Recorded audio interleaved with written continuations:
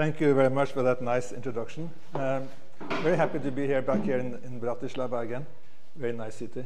So I will talk today about putting optimization into process control. This is something I've been working on for many years.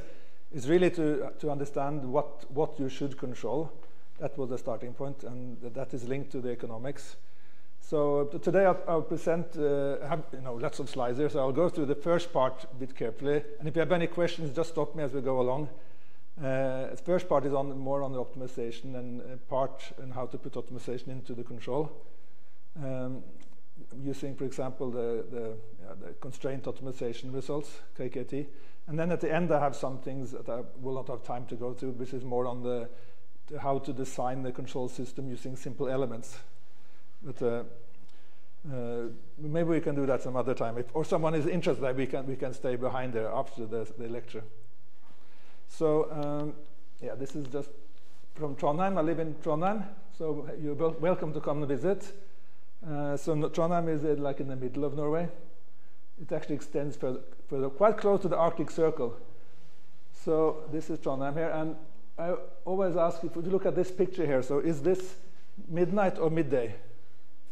That's impossible to say, really. It could be either.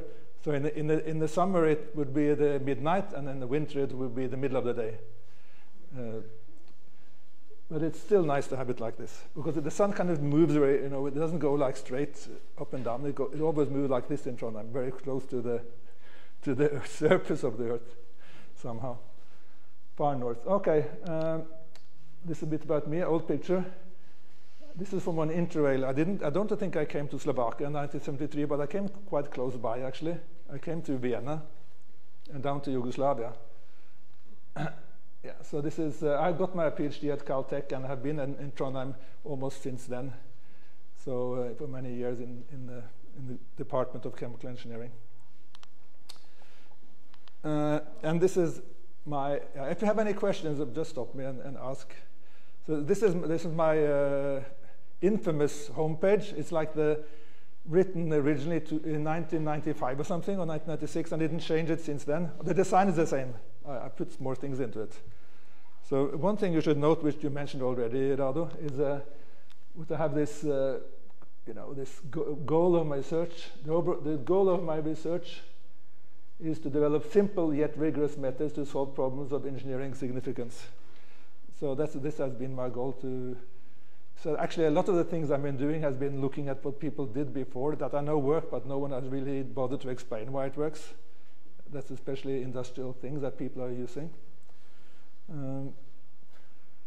Because I think if you want to make progress, in a lot of these things, you need to understand what you're doing. And to be frank, if you look at industry, they don't really understand what they're doing most of the time. That's the fact. I just do things. And I don't really bother to look into it more carefully. So someone needs to do that, and I'm doing that. If you go back into my early career, I started in Norsk Hydro. There's a company that did I was doing a lot of distillation simulations and vapor liquid equilibria. This is about the suave equation of state, SRK. Maybe you heard about it. 1983. The posters were like handwritten at that time, so this was not the. This is from a poster in a conference in the US. And then I went to Caltech, got my PhD. I got some award here for the thesis. This is my thesis here. And I worked on 3 main areas there. It was robust control, distillation, and the PID you mentioned. Distillation is a very nice example of a complex process with a lot of control structures. So this is me working my PhD here. So this is a robust control workshop. This was very important at the time, but seems to be almost forgotten since then. H infinity control and so on. So this was really the hot thing in 1984. But now, since then, MPC has been almost the only thing to survive of these methods. So this is a paper I wrote there, 88. This is the structured singular value mu for different robust performance and so on. And then I also have this book, which is basically a robust control, or really multivariable control. So it has been in 2 editions. I have been asked to write another edition, but I think, this field hasn't really changed so much since then. There's not so much development, so there's no point in writing a new book. Then I would need to, this is because this is all linear also. Hasn't been so much going on here, at least not as I can see. So this is my co-author, Ian Postlethwaite. And then distillation. So this is my picture of me in distillation doing moonshining in 1979. This is like making Slivovich or something. Similar. Yeah. But I have summarized my work on distillation in this paper here. Do's and don'ts of distillation column control. I think it's an okay paper. Still some things I would change probably, but it's okay. And then about PID, you mentioned PID. So it started actually when I came to Caltech in 1983, and I went to a workshop in I think January 1984 with the IMC by Professor Morari. So it was like a bit practical workshop, and the people of industry was asking, okay, they have this IMC that looks okay, but we only use PID. How can we make IMC and let's realize it as a PID controller? So that was the starting point for actually this paper here. That came in the ACC conference in 1984. You're moving the camera a bit here? Yeah. Yeah, okay. Yeah, so and then that ended up in this paper here that was published 2 years later. So this was the IMC PID paper that I was a co-author on.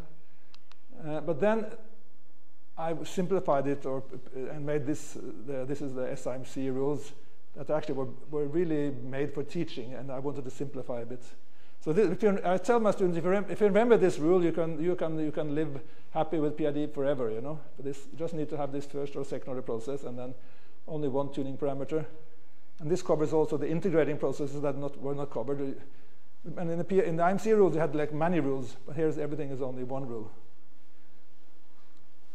And you can always make this process by using the half rule to get the time constants and so on. So I think it's very useful. So that was the original title, was probably the best simple PID tuning rules in the world. So I submitted this to the Journal of Process Control, but I thought the paper was okay, but I didn't like the title. So I had to change the title. That was okay, I guess. But the word simple is very important because that was even the starting point. They're simple. So the rules should be well motivated and preferably model-based and analytically derived. Should be simple and easy to memorize, and they should work on a wide range of processes. So that was the starting point. And probably the best, that was from this beer commercial. And I think this commercial is still popular today. So that's I think it's a nice word. It's probably the best, but I think simple. I think then we can take away probably, because I don't say it's the best PID rule, but the best simple. I think that's true actually. I haven't seen anyone simpler, because this is the whole rule over here. That's all you need to know. Okay, and that's the paper. That's the final title: Simple Analytic Rules for Model Reduction PID Controller Tuning. In 2003 JPC. And then as I've written a book on process engineering, so I wrote the Norwegian edition, and this is the English edition, so you can check it out on my homepage. Maybe you can at least look at the first chapter for free. We'll see. Okay, so then to the talk itself. So this is basically the starting point. That I like this structure here, because I think this makes it much easier to design everything when you use timescale separation and divide the big things into separate layers. The optimal thing is to have one big control of everything here, but that's it's simply not a good idea, because it's very difficult to design. You will need a lot of modeling. You need to model a lot of things you don't even need in the end. Here you can make special models for each layer. So each layer has a different layer here. So we have PID control here. This is like advanced PID or MPC control at the layer above. It could be more layers. This is just simplified. So this is supervisory control. Local optimization, often called RTO. So this is economic. And this is more like higher level things. This is typically integrating whole plant. This is like buy, deciding what feed to buy, and set ships and all kind of things. So there's a lot of layers there, and these are decision layers, and they work in a way that you send set points down, and they get some information. If things are not working, there's feedback here. It's not shown here. There's feedback here going from the process here. But the decision is going down like this, and the assumption, in a hierarchy like this, is that you don't need to know what this is doing, because it's on such a fast time scale to compare to yours that you just assume it's perfect. And the same here, it doesn't need to know what it's doing. That's the main idea of this hierarchy. So that's why it makes the modeling and everything much simpler. So this is a bit the starting point for my research. We had this famous paper by Alan Foss. He actually was in Trondheim. I also visited 1 year at Berkeley in the 90s with Alan Foss.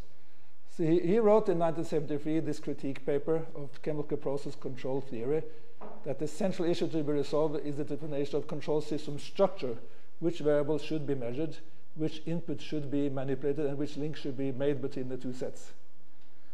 So that has been really what I've been looking at for almost 40 years. And he also writes, there's more than suspicion that the work of a genius is needed here, because this is a tough problem. So, well, since I'm not a genius, but I didn't give up.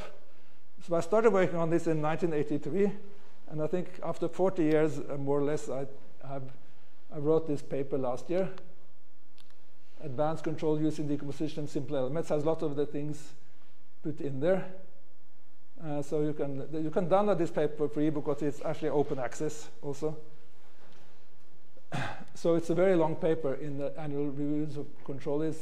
When I was writing it on the original article, it was like 130 pages, but fortunately it went down to only 40 when it was printed in the 2-column format. But it has a lot of things, the details. So my goal now is to try to teach people how to do this. This paper is probably not the best starting point, but we need to get this more into the teaching for the students, because I think these methods are very efficient to design the control systems. People just don't know about them, or that they know that they are there, but they don't understand what's going on. So that's the whole thing. How do you design a system for a chemical plant? Actually, this was the starting point in 1985. I didn't understand why we control certain variables. That was a bit, so then I got into this self-optimizing control thing. But the starting point for a chemical plant is the economics. And this is easy to write down usually. This is the simple part. You just write down the cost function for income minus expenses. Or this is actually the cost of feed, cost of energy minus value products. Or it could be the opposite sign if you look at the profit. And there's no capital cost here or something, so it's very simple. Because this has a short time scale, typically 1 hour, 1 day. And this is like for distillation column. So it's the value of the products, that's the 2 products here. The price for the distillate at the bottom minus the price of the feed minus the price of energy. So that's going to be the cost function. And this is what you want to minimize. So this is for a column by itself. The thing is that when you have a big plant, you need to put everything together. So it gets very complicated, because you cannot just look at the column separately. You have to look at them combined. And constraints is important, very important. And so optimal operations, the first thing you want to do if you really want to do something systematic, you need to find this cost function and need to optimize it. And usually steady state is good enough. Optimize with respect to the steady state degrees of freedom. Like in distillation column, there's 2, like these 2. And then just find for different feeds what is the optimal set point, what is the what should you control. And then from there you continue with building the control system. Yeah, so this is basically the approach. Look at economics, and then you make controlled variables based on the economics. And you put up into the MPC controller, for example. This is a cost function, just a set point tracking. And then you have the lower level is the cost function is really just stabilize and avoid drift and having robustness. So that's my approach is then to start from here and decide on what to control, and then decide what for the stabilizing control, and then build up the control system from the bottom. So in the paper I mentioned you, I'm really talking about how you can build up these control systems using simple elements. But what I will talk about more today now is really how I can just make it. This is often online RTO layer. It's online optimization. It's not used very often. It's very complicated. I want to get rid of this layer and put optimization into the control layer instead, to make it more fast and more simple. So this is one approach. That's an economic MPC. That's fine for maybe for university studies, but I don't think it's very realistic for most applications. A small application can be okay, but we'll never use this on a complete plant. It's not realistic ever, I think. Just requires too much information and too much cost, and also difficult to tune. If it's for a big system. So what you can do is at least keep the PID layer. So that will be a bit more realistic. But I don't want to release. I really want to have these separate layers, or preferably take this optimization and put it in here. Yeah. So that's the layers again. Yeah. So I want to talk now a bit about how to get rid of this layer. So I want to do this optimization, but I want to do it into this layer. Because you need to do optimization because of disturbances, things change all the time. So suddenly you have a column and you're running it with a constant composition. Suddenly then you have a feed increases and the heat input goes to the constraint. Then you have to change the control system. So you have to do this all the time. So you need to find out that somehow here. But I want to put that into this. So try to eliminate feedback optimizing control. So in the unconstraints, you have this CV1. So these variables for the unconstraints, these are essentially what I call self-optimizing variables. So self-optimizing variables are things that you can keep constant in spite of disturbances. So I usually have this example for the marathon runner. So in a marathon runner, if you want to optimize the marathon running, then you could imagine trying to keep constant speed. But that's actually a bad idea because it's the speed is going to be varying, at least if it's a bit windy or hill. So you should go a bit slower uphill. So better self-optimizing variables to keep constant heart rate. And then that set point is much more constant in spite of disturbances.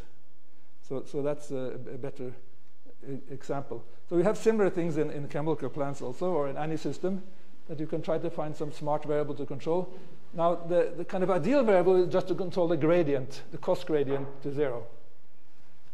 So what I've been doing a bit recently is looking more into this approach, because I realize that no one understands what I'm talking about when I'm talking about self-optimizing control. So they understand the marathon runner, but that's where it stops.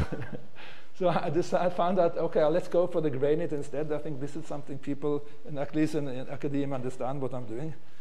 So that has been the last couple of years, switching a bit over to the gradient. And you also need to, the thing is about the gradient that if it's changing constraints, then when you get a new constraint, you will have the gradient will jump, not jump, but it will be another gradient, of course. You need to look at the what's it called again? I'll look at Lagrange, but what do you call it? The reduced gradient, I call it sometimes, the reduced gradient. So in the remaining unconstrained space. So we have one gradient to begin with. Like a 3x3 system, you have 3 gradients to 0, and then you reach a constraint, you will have 2 gradients to be 0, and then things will change. You need to. So exactly what I'm doing is using the Lagrangian. So something called primal dual control. Using Lagrangian, I have region-based control. That's another variant. And I also use MPC.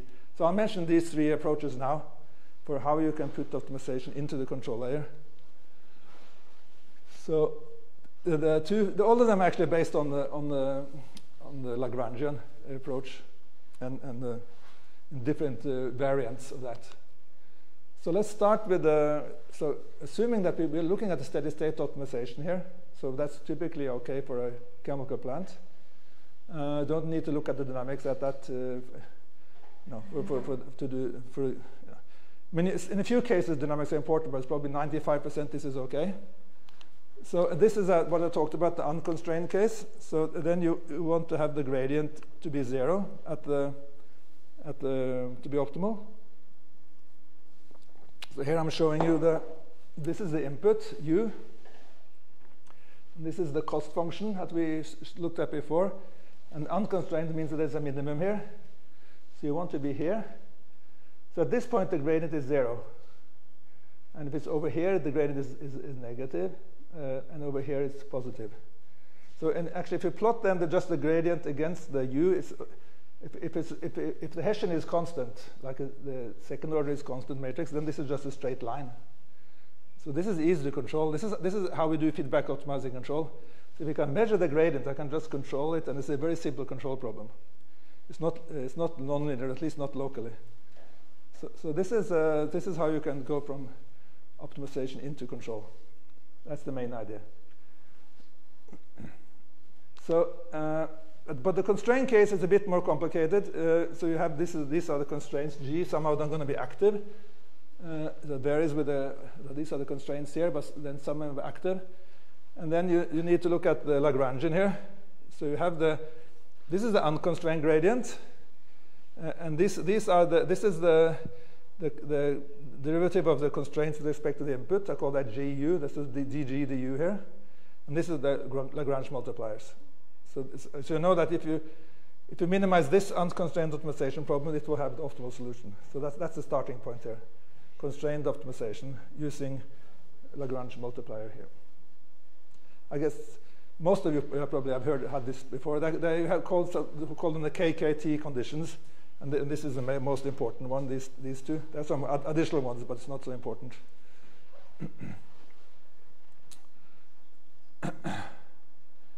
Okay, so how can we implement this using control? That's the question. So we have this mathematical result. How can I use this for control? So that's what I'll show you pretty soon. So I want to make sure I have active constraint control. And I want usually tight control of the constraints, because there's usually quite large loss if the constraint is not controlled tightly. So that's important to have tight control. But how do we then identify and control active constraints, and how do we switch? So and that's the basis for that is what I had on the previous slide. And now I'm going to show you essentially that this is the primal. I call the primal dual based control. Maybe dual would be just better, dual, because so this is the Lagrangian function again. That should be 0 at the constraint case. The reason that some people call Lagrange multipliers for dual variables. So that's the reason for the word dual. So dual variables are Lagrange multipliers. And also note a very important thing, that if you have inequality constraints, if the constraints are equality, then there's no such limitation on the lambda. But if you have inequality constraints, you cannot. The cost should be positive always. So then we have to have this constraint, and this is very important because we're going to need a selector for this one. So to satisfy this constraint, we're going to be using a selector. So we have the dual variables. That's the new variables we introduced, and the primal variables. Those are original inputs we use. And so those are the physical inputs. These are some mathematical variables. So what I do is actually I control these variables on a slow time scale using constraint control. And I send this result into, and then I control this at the layer below. So now comes the big structure here. Here. So this is the control structure. So these are actually, if you have like 5 constraints, this is going to be 5 single output controllers. There's one for each constraint. There's one associated Lagrange multiplier. So these are just PI controllers, or even I controls usually. And then you need to have this lambda. So lambdas are computed continuously here, but they cannot have them negative. So they have this. This is a max selector here. So it selects the largest of 0, and so if this is negative, it will select the 0. So this is the dual variables that you're then sending into the unconstrained optimization part, where you're just driving this gradient to 0. So then this could be solved using also controllers, but Not necessarily. It could be solved using MPC controllers, for example. It could be solved, or it could be also solved using some numerical solver, actually. But if you want to use it in controller, then you need to have a gradient estimation. So you need to have this, for anything, you need to estimate the gradient. But this is the unconstrained gradient. And this usually doesn't change very much, this point. Even the constraints change. This is pretty much fixed. Not the value, but the way you compute it. So I'll show you I'll show you a very simple way to get this just by constant matrix, essentially. Multiplying the measurement with the matrix, I get this. And this is often a constant, this one. Any questions about this? So this is so this is a slow time scale. So maybe 10 minutes, and this is maybe 1 minute time scale. Can anyone see a problem with this thing here, with this structure? I don't know how well you can. You were listening. I was telling you that it's very important to have tight control of constraints, because back off, for at least for some constraints, you're not allow them to dynamically exceed if you have like hard constraints. And then the problem with this method is the constraints are controlled on a slow time scale. So I have all the constraints in the whole process I put together in one place, and then from that I compute the Lagrange multipliers and send them out. This could be more decentralized, possibly, these things here, and send them out to the local things. But this is going to be very slowly controlled here. So what do you do if you want to, anyone know from practice what you can do in practice? I don't think I wrote it here. Maybe you can see from the title here. Primal dual feedback of control with override. So what you can do is add a layer here, an override layer here. So it means that you actually control the constraints on a fast time scale. But then it turns out you can't really use the constraints here. Then you need to look at some other thing. It's not so difficult, but it's essentially the same. So we look at if you're interested, you can look at this paper here. Actually, yeah, it just came out, 2024. Can I have a question? Yeah. How do you measure constraints? This is something which I'm not familiar with. Usually in process, you can measure the constraints. I mean, I know in mathematics I often talk about state constraints. It almost never happens. If you look at a real process, if you have a constraint, you can usually measure it. Of course, it's usually safety critical. You have to measure it.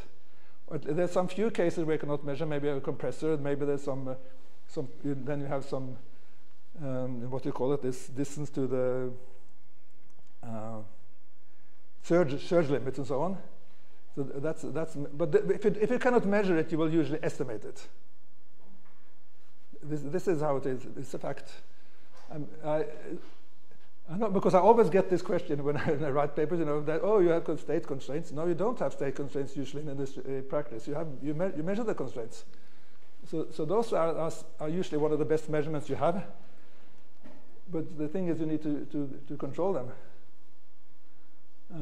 Yeah, we have constraints. We have also input constraints. For example, those are obvious. They're on the MVs, and then you have constraints on like composition or temperature or something like this. Yes? I have another question. What about gradient estimation? I think that it can be pretty difficult. Yeah, this is actually where we had a new result now. It hadn't been published to do this in a simple way. I think it works nice. Because this is very, very correct what you're saying. This is a critical step, obviously. If you don't have this, this is not hopeless. You need to.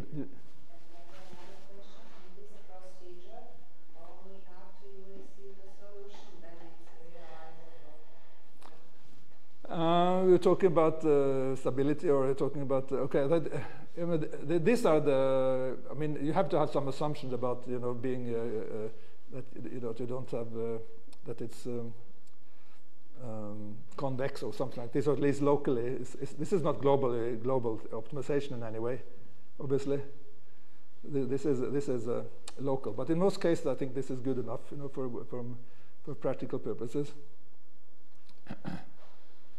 At least for the examples we looked at and so on. So this is actually quite new results. So I haven't tested them a lot really. It's based on this paper by Dinesh some years ago. He had the basic idea, but he didn't really have the control structure the same way. And then we have developed a bit since then. So that's the one approach, but I think is very useful because this is this method you can handle actually any problem. There's except the limitation I mentioned, that being convex, and I'll tell you I think next slide on how to estimate the gradient. No, I have that. I can do that. I can do that here. So static gradient estimation. I have this method based on this self-optimizing control. So what you do is the estimate is just a constant matrix times the outputs. This is just the the measurements, and this is like the reference value or the optimal the state value or something. You need to optimize in one point, you know. Looks like some regression. Yeah, I'll tell you. Actually, it's you can derive it analytically. This is something I have done as self-optimizing control. No one ever understands what I'm talking about. But when I'm thinking. So now I change it. So this is the same matrix I use for self-optimizing control, but now I change it to estimate the gradient instead. So this is basically how you can use it. Imagine.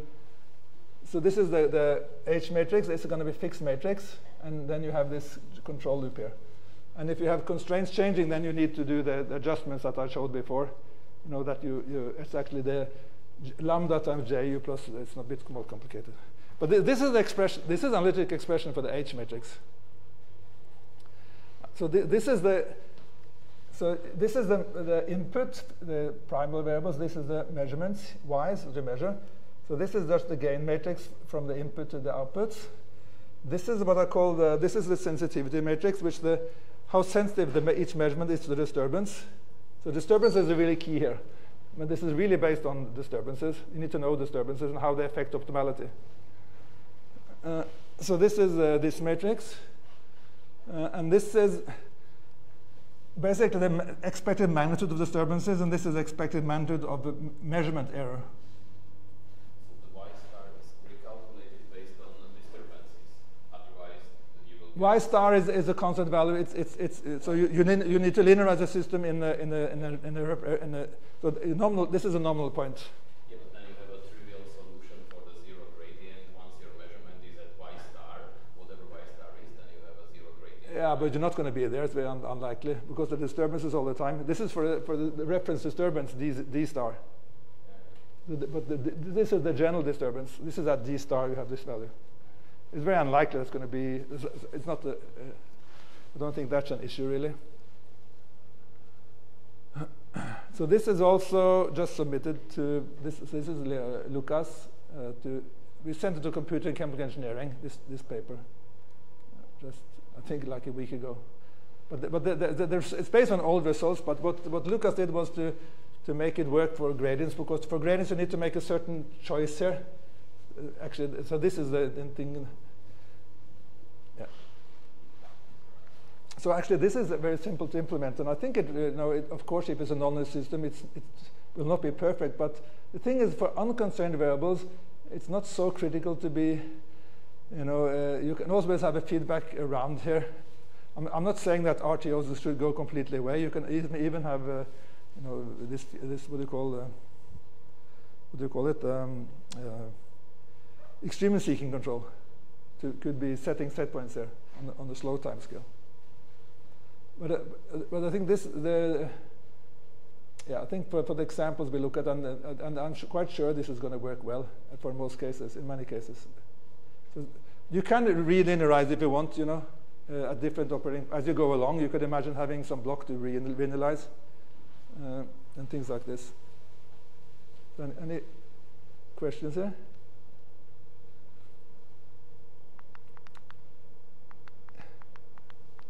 Yeah, so that was the gradient estimation. That's this block here that I showed you here. That's this formula with the H. And then I have another approach, which is we call region-based. So the starting point is the same equation here, but you can see that if you multiply this by the null space of this matrix here, then this term will be 0. And so then you're going to be controlling this null space times this one. So that's what that will be the reduced gradient. That's actually the reduced gradient. So then you know that's how the gradient changes. So you introduce this null space matrix, nt times gu is 0, and I multiply this equation by that null space. So then this is 0, and I get that I should control ntju to 0. So that's going to be the. So I control the reduced gradient, and I control the active constraints. So that's essentially this one here. I don't know, change it. Yeah. Anyway, this basically I have one controller that's controlling the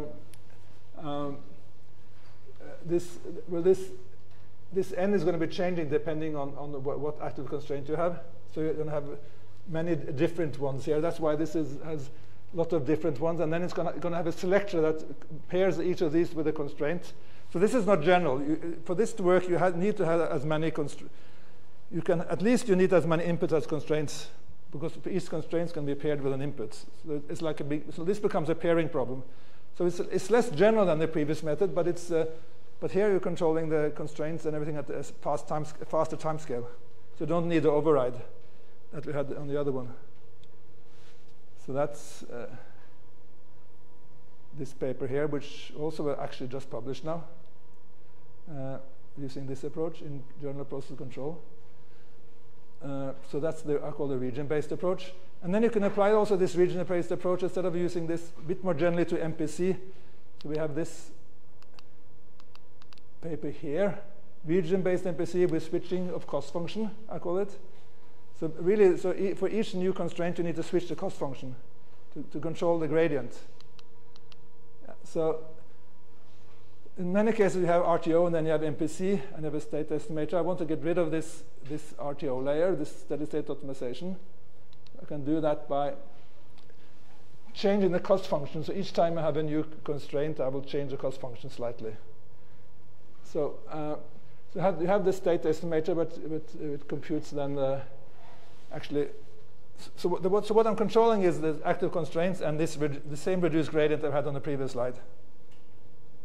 But this is going to be changing in each. So you need some logic here, which is going to be changing the MPC. This is submitted to the journal right now. This is at least on simulation, it works fine. There's no jumping. It works smoothly when we switch the cost function in MPC. So this cost function for each active constraint. So you need this estimator of the active constraints, and he finds a nice algorithm for doing that. And then you do that. Then you need to, for each time you find a new active constraint, you need to switch the cost function. So it's going to so MPC is going to be having new cost function every time you have a new set of active constraints. Because if you just keep the same cost function, it's not going to be optimal, because it's then you will need to update the set points. If you keep the same set points, then you need this layer, because then you need to be updating the set points. But if you do it this way, you don't need. You can take it. We don't need this layer actually. You can just because you're changing the variables instead. So you can take away this one. So that's the kind of third approach.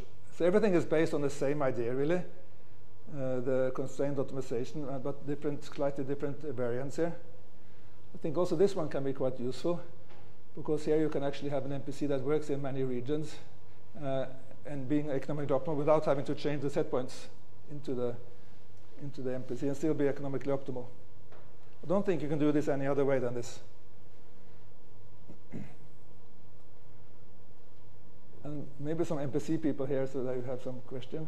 I don't know. Yeah, for example, why do we need the active set detection there? You need that, of course, because I need to know. So the active set is going to be telling you where to the steady state you expect to be going with the present disturbances. So you need that to switch the cost function, and you need to know what the new active constraint is going to be. So this is an important thing, the active set detection here. But how do you perform the active set This is something you shouldn't ask me, but he uses this very nice algorithm that found in a paper by Benoit or something or whatever. It's basically the idea. The idea is essentially that you take so you take this, you have the state estimation, and you got the estimated disturbances, and from that you estimate the new optimal steady state. That's basically what this is about. What we're doing here. Well, because having the knowledge about the active sets is very close to explicit MPC, and that's quite difficult in general. Even if you have switching, and if you have switching cost function, that would be insane to have an explicit MPC. So this is something which makes me a little bit nervous to have an active set detection. But this is steady state, you know. Okay. Yeah, explicit MPC is on dynamic. Yeah. So you are in a steady state. Yeah. All the dynamic handling constraints is here.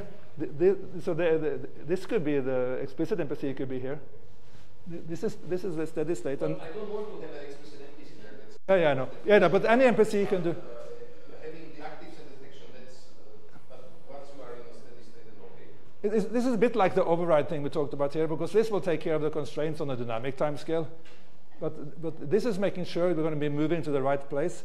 I don't know if you've seen people in industry. What they often have is they have this steady state part where they a bit similar idea where they look into the future. And then they predict the future, and then they change. But they don't really do it optimally. You see, that's the thing. It's not optimal what I do. It works, but it's not optimal. This is optimal. It's a similar idea to this two-stage that they have MPC in industry. So have a steady state part first. So this is basically the steady state part here. So, but in general, we don't compute the control action U, but something that is as a set point for the regulator. Yeah, exactly. Yeah, the variables. Yeah, exactly. Okay. Yeah, we compute the gradient, the reduced gradient. So we need to find the active set to find the correct null space, because this depends on the active. So this is because n times GA is 0. So we need to find the active constraint first, then I can find the correct n, and then I can do this. So I think it's very nice, this. I hope people will like it. I'm sure we're going to get lots of questions about stability and so on, which we didn't really look at, because we are looking mostly at the steady state thing. And it's a switching system, which of course has problems. But at least in the simulation, it works nicely. And this active set detection I was very happy about, because that was difficult. We found this nice algorithm to do this, which seems to be very nice. So, yeah. So that's basically the part I was planning to spend most time on, this how to put optimization into the control system. So the rest of the slide is everything on really how to build. So now here we just decided about to control, and this is how to build up a control system more using simple elements. We showed some here. We showed the selector here. And I think that's the important thing, the selector thing. You can see that's actually optimal to use selector from a steady state point of view.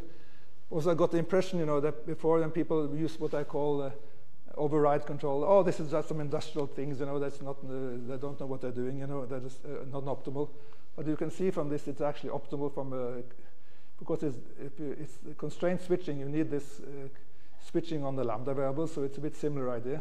So it's switching is not something which is not just something ad hoc. It actually is optimal. Yeah. So this is this other paper, which I'll spend 5 minutes on this and just rush through it, okay? And then we can finish here, so you can see what it's about. So this is how to do advanced control using simple elements. So essentially how to use something instead of MPC to replace. No, I'm not a hater of MPC. I just say it shouldn't be used for everything. You should only use it especially for multivariable systems, and also when you have predictive cases, when you have knowledge about the future, then it's difficult to beat MPC. Yeah, so MPC is academia, and then people are thinking, okay, maybe we can use machine learning. That's if you go to industry, oh, machine learning is going to take over everything. I don't think so. I think these classical things are still going to be used. Just the problem is that no one understands what they're doing. So because no one, and the reason is no one really bothered looking at it. I only started looking at like 5 years ago to myself, to be 10. Okay, so I call this quiz here. So now you're not allowed to answer. So what are the 3 most important inventions of process control, according to me? And all of the 3 are from the 1930s. Most important inventions, I would say, of process control. What number 1? I think number 1 is not so difficult. Yeah, or essentially, yeah, or really the integral action. That took a long time for people to actually understand, to use integral action. If you look at papers from the 20s and 30s, you can see that they had a big problem with this. That's a very, very smart idea, an invention. And the next one, what do you propose?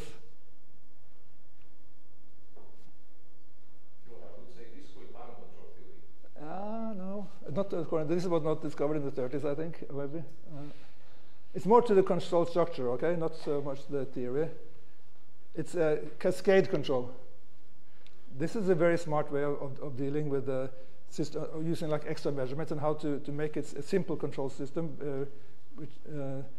So by taking extra measurement in a cascade, you can do much more efficient control. And it's not so obvious, that you can do this. That one controller, the output of the controller is a set point to another controller. So it's like a hierarchy.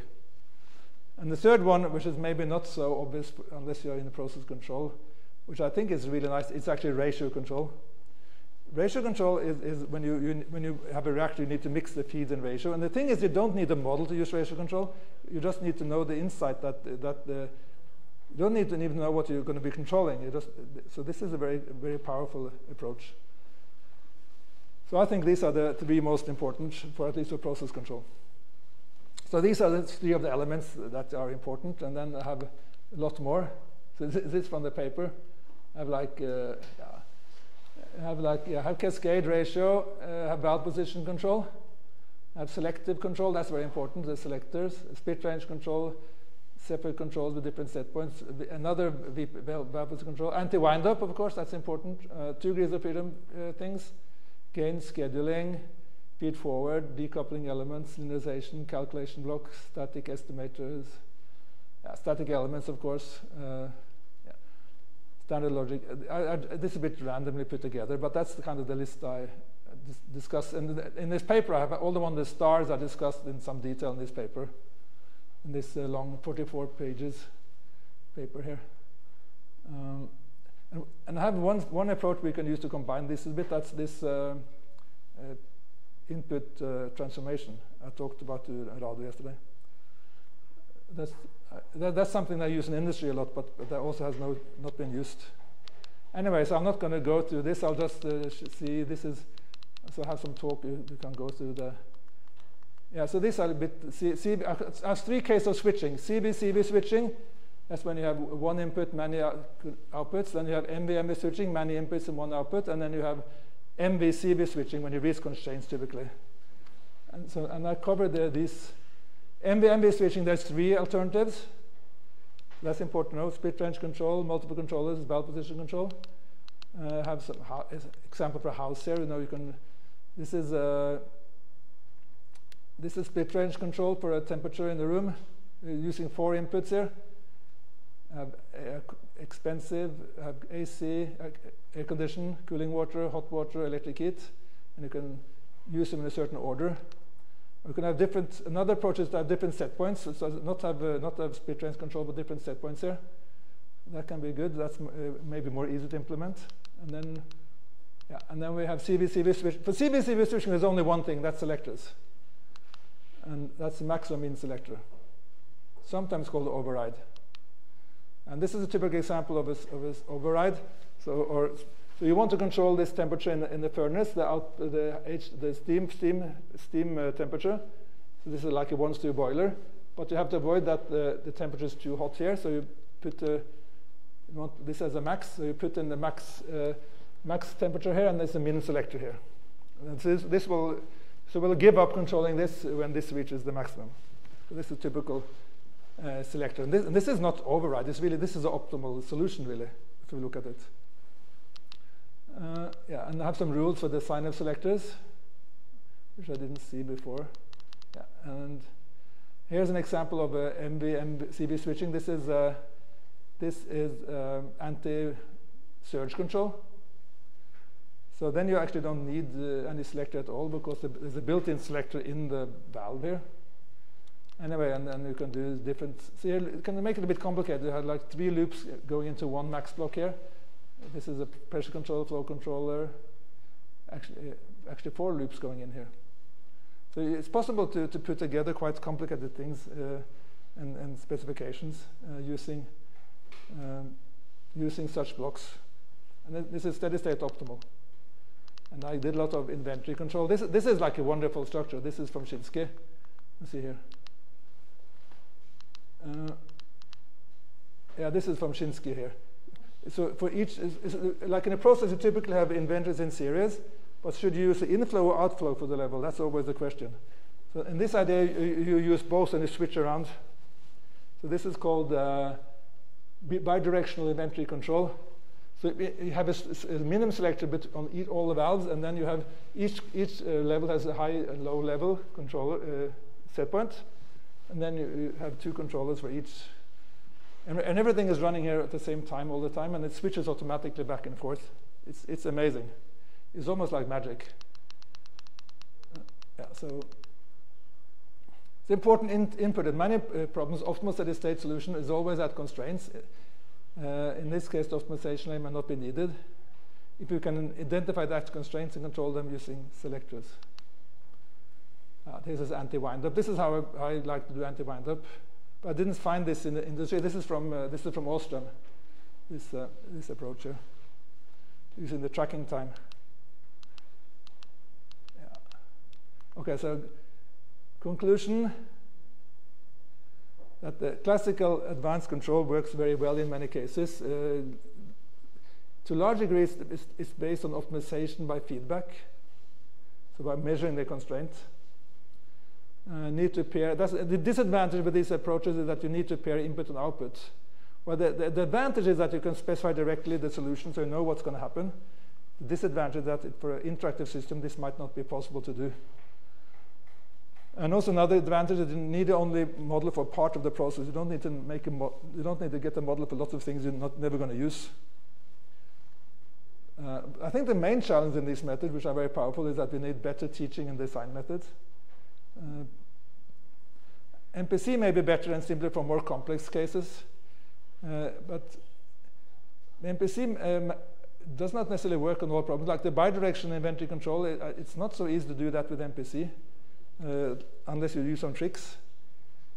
And the main challenge or problem with MPC is you need a dynamic model for the whole process, which you don't model a lot of things you really don't need. And also tuning is actually quite difficult. Unless you maybe put together many MPCs. So this is the academic process control community fish pond.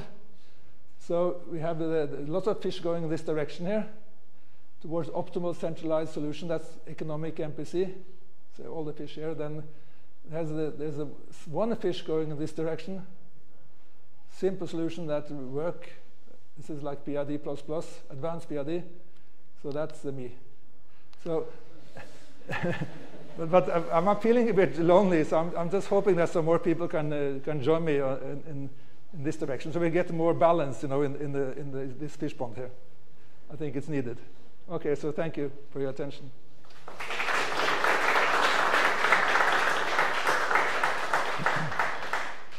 Thank you very much. Very nice, entertaining talk, and many things to discuss further and develop further. I open the floor for the questions, please. I'd like to ask 2 questions, both a little bit philosophical, I think. The first one, you often mention that there will be a trouble with stability guarantees and enforcing this concept with the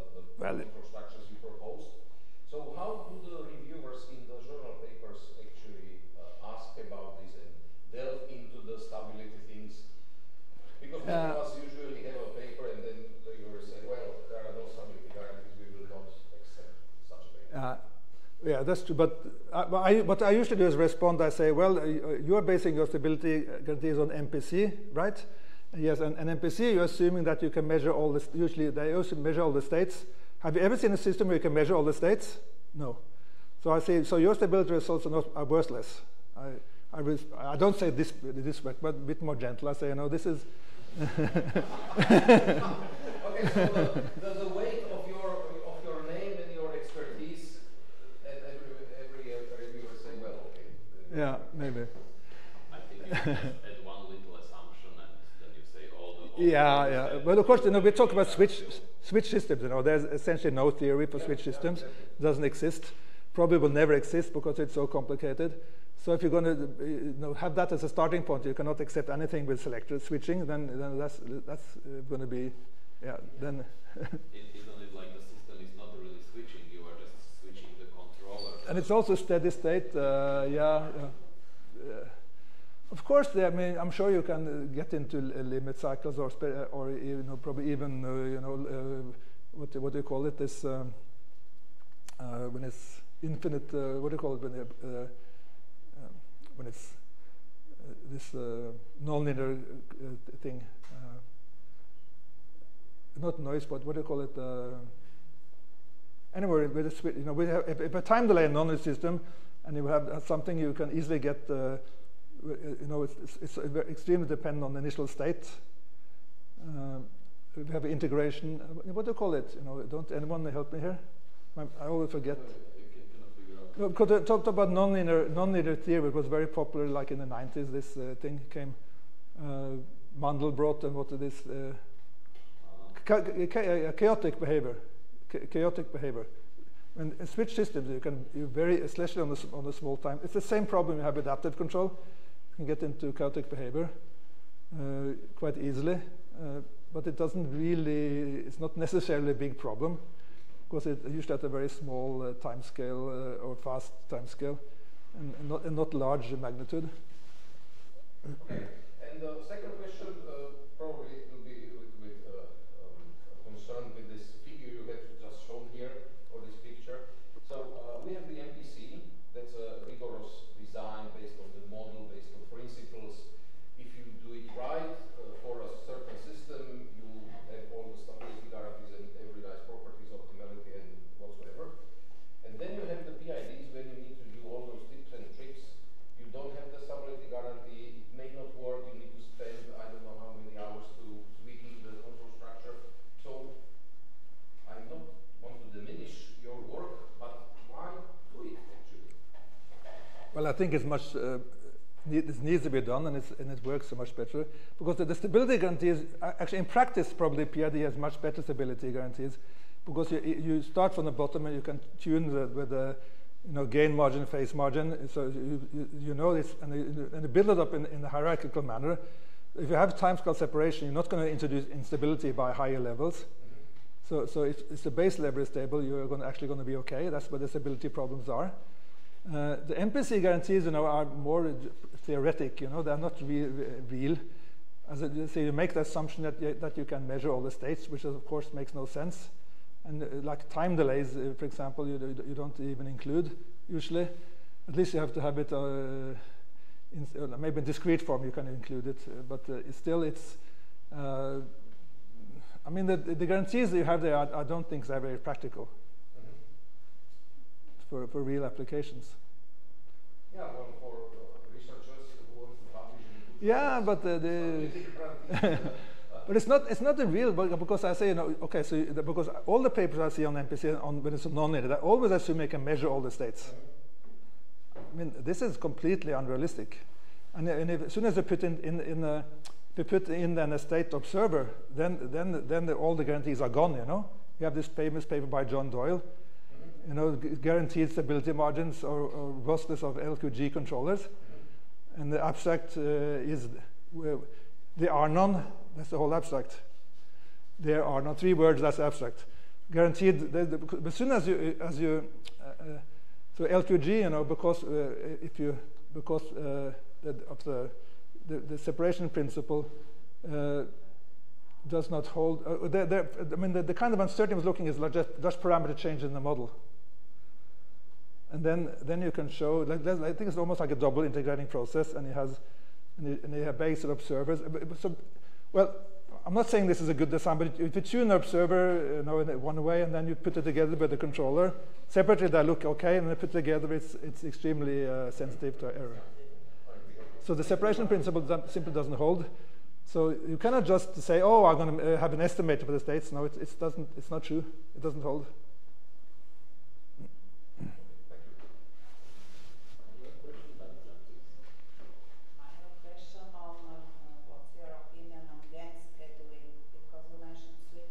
Controllers, and there can be some problems with switching, and so maybe gain scheduling. Yeah, I did. If you looked at gain scheduling, it's no star. I never really looked at gain scheduling myself, but I know it's used a lot in industry, especially like in car industry and things like this. They use a lot of gain scheduling, and also flight control. It's not so much common in process control, which is my main area. So I really don't, but of course it has a lot of fundamental problems with because of the switching thing, so that's easy to criticize it for this, but it's used a lot in practice. I don't know if have you any experience with the gain scheduling, since you ask?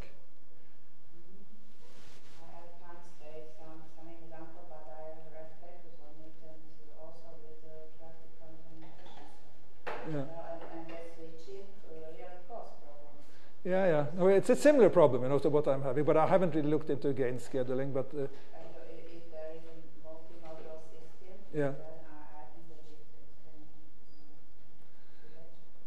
there's potential problems, but when you're switching, you have a lot of tricks you can put in. You don't switch too often, or you do because it's usually a short time scale problem. It's not at the switching point, and if you can just avoid that, it starts going back and forth, you're probably okay.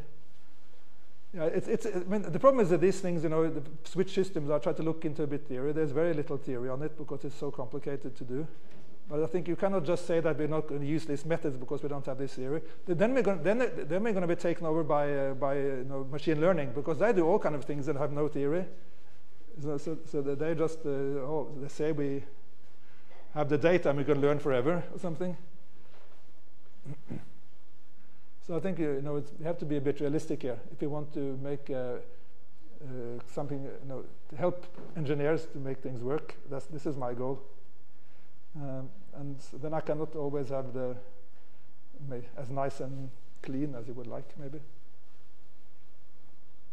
Yes, maybe an example that when we are far from the set point, then it's better to have a bigger game, but there are constraints, so it's dangerous then, because there is a big control error, so it's not good to have a big game. But when we are close to the set point, then we can increase the game and not to hit the constraints. So it's then the iteration time is much rapid, much more. And I'm sure that It's better to have then then scheduling, but not switch the controller to the bigger game. but you're talking about more practical approaches, and I think there are many ways you can do these things. Yes, of course, but Yeah. it's This not is one example. Yeah, I think this what you were saying is what you're saying. I think makes sense. Yeah, and this is. But I know that gain scheduling is used a lot. Especially in the industry, like car industry, and as I said, flight control is used a lot. People think that the people in this industry use a lot of MPC. They don't. They just use simple things also most of the time, and a lot of gain scheduling. Like they use the MPC to compare, so so how much better could we do with MPC just to simulate it, but I don't implement it, at least not so far. I just use it as a comparison, benchmark,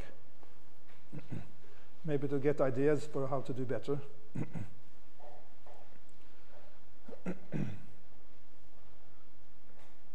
Although, if you look at like cars, and if you like 1 million identical or things, then of course you can put the effort into making a model and maybe use MPC actually for that application. But process control usually each plant is different, and the cost for making a model of each is going to be too high to justify. For instance, fuzzy controllers are used. Yeah. Essentially, it's also some scheduling. Yeah, it's exactly. Yeah, so kind of simple logic thing. Do you think that people in industry really understand the cascade control, or they just were told, okay, this is a good example, we will use it, and they use just the blueprints that they took from some? I'll tell you that they don't understand it usually on the level of of mathematics, but I understand it more on the the brain has different parts, Lots of the brain is pattern recognition, so they will see right away that, oh, here I should use cascade, just based on the experience. They know that, and also some insight about things.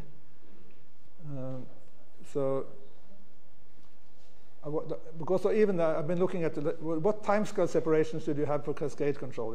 Anyone looked at this? When you have cascade control, you had one fast loop, and then the next one needs to be slower. So how much slower does it need to be? Yeah, exactly. That's the rule. But if you look at no one has really justified it. So I'm just writing a paper now. We'll just do some case study just to see when this is reasonable. This is actually a student working on it right now. So I think we will write a paper on that too. But that's essentially because 10 is good. The slower the better in some sense, because more. But of course, if you make too large timescale separation, it gets very slow. Like you start with the inner loop, 5 seconds for a flow control, and then you go to 50 seconds for the next for temperature control, and then 500 seconds. So it gets. If you have many layers, it's going to get very slow in the end here. So but with the timescale separation, then you don't need to care about the layer below. So stability is only going to be the problem in the lowest layer usually. When there is override control in industry, I guess it cannot have a positive. People cannot have the positive view on it. So for me, they are always like override control is there to fix some problems. Yeah, and the thing that you are proposing, we will have like a switching controllers, override controllers. That's why I don't like the term override control. Because I showed you for the optimization, I had the selector on the Lagrange multiplier. Okay, I wouldn't call that an override control. I mean, but I would say override control. I think is okay to use in some cases when you have a just dynamic case.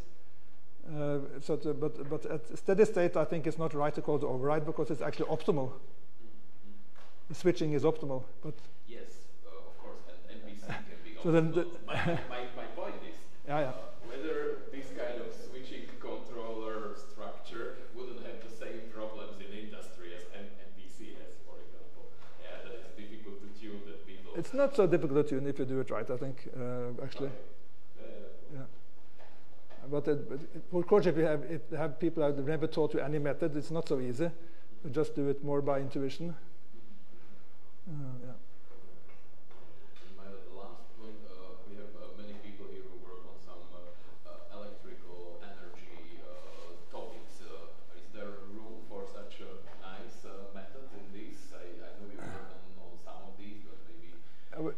Yeah, we do some that's like purely optimization, like this paper on optimizing for a house, the buying of power day or night and things like this. But that's purely optimization. Doesn't have so much control in it, I think. Okay. So that, yeah. Yeah, but what about the electrical grid? But of course, you can maybe put on some of the ideas I had earlier into the control layer, Yeah, so. That's more a dynamic optimization problem, I would say, than control problem. There's a lot of similarities, but it's. For me, it's the same. But for me, control is. Also seeking some steady state, and there are It's similar, but it's. At least for me, control it needs to have some set points, Otherwise, it's not control; it's optimization. For me, and that's why I don't like people call it economic MPC, because for me there's no control when there's no set points. I tell my students, no control, there needs a set point. If it's no set points, it's optimization.